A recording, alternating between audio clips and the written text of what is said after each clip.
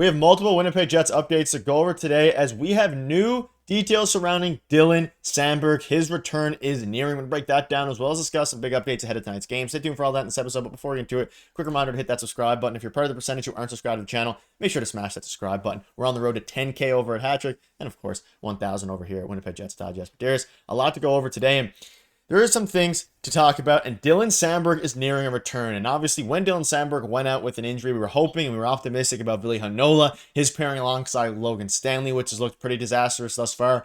But we're going to go over a lot of that. But the big news is that Dylan Samberg has now been skating with the Winnipeg Jets, moving towards a much-needed return. And his impact will obviously help the Jets immensely. Now, whether that's affecting their trade deadline plans, affecting what they do regarding their blue line going forward until the trade deadline, it has huge implications for the Winnipeg Jets here. But again, Dylan Samberg is practicing and is participating in a regular jersey after being in a non-contact, and he's not going to be playing tonight. We'll get into the lines here in a minute, but he is nearing a return.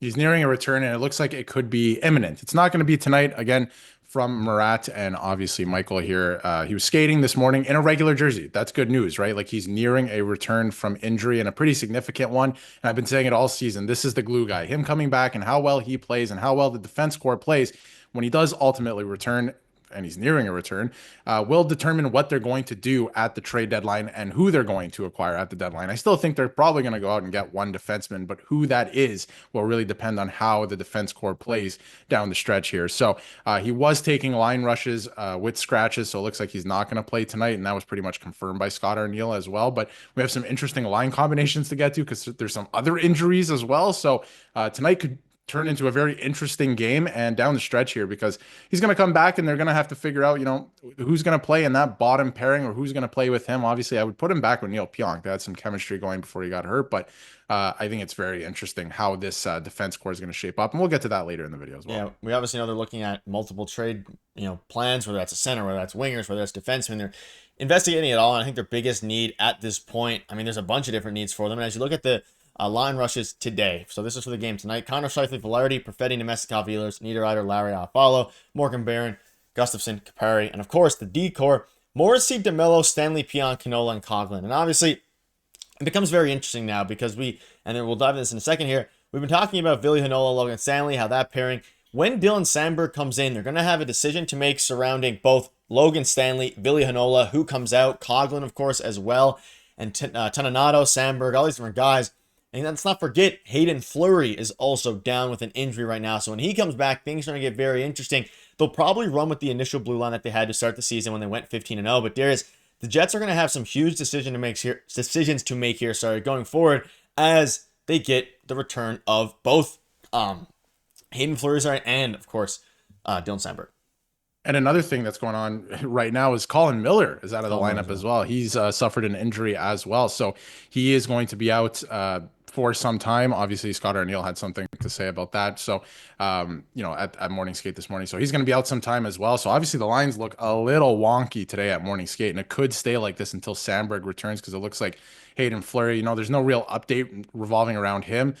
So he could be out still a while. And then obviously they got to make a decision, like you said, on Stanley and Heinola. They're in right now because they have to be, right? And they've played in the NHL and they have NHL experience. But I think, in a perfect world, Jets fans would not want Stanley in the lineup, although I think that he is, the stereotypical guy that a lot of teams would want come playoff time, that bigger body left shot on the left side there, maybe a bottom pairing guy. But nonetheless, I think in a perfect world, a lot of Jets fans wouldn't want him in the lineup, maybe a different option, somebody to go trade for. But I think that, again, this is a great opportunity, and it hasn't really worked out so far, but a great opportunity for both Stanley and Heinola to show what they have and take advantage of an opportunity like this. You obviously never want to see guys go down with injuries, but, guys and veterans like Colin Miller out of the lineup right now, and he's out a minimum of 2 weeks. So take advantage of this opportunity. I am looking to those guys again to show us what they got, but they have not done that so far. So I think that's another interesting storyline going into this game where the Jets have lost 3 in a row. Yeah, they desperately need a win. And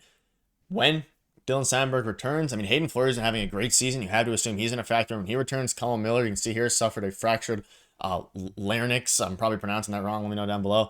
But a dangerous situation. He's doing better now. He's out 2 weeks. So there is time for Dylan Samberg, for Heinola and Logan Stanley to, really show. This is their last chance to show, especially when it comes to Ville Heinola, and continue to play. Hopefully, this is the most he's played in a very long time. So with the fractured larynx, with all these injuries that are going down, this is the chance. And let's keep in mind the Winnipeg Jets have been struggling mightily. They've lost 3 straight games. They're obviously rotating between a ton of injuries here, and that's been the biggest hindrance for them considering or compared to their 15-0 start. You can see this here. The Jets were fighting the puck on Saturday night in more ways than one. The end result was a brutal loss to Detroit that left him at the season's midway mark, riding a 3-game winless streak. And I think they're going to bounce back tonight, but it's interesting. You see this from Murat here regarding the top 6. He says Morrissey, DeMello, Samberg, Pionk, Fleury, Miller as Winnipeg's best top 6. Still nice to see Logan Stanley trying to make an impact. Ville Heinola looked chaotic early, made more of an impact in the second. So I do also agree with this. I mean, Colin Miller is steady. Hayden Fleury's having a really good year. He is 29 years old, so he's in theory should be entering the prime of his career, even though he hasn't really been given a ton of opportunity here.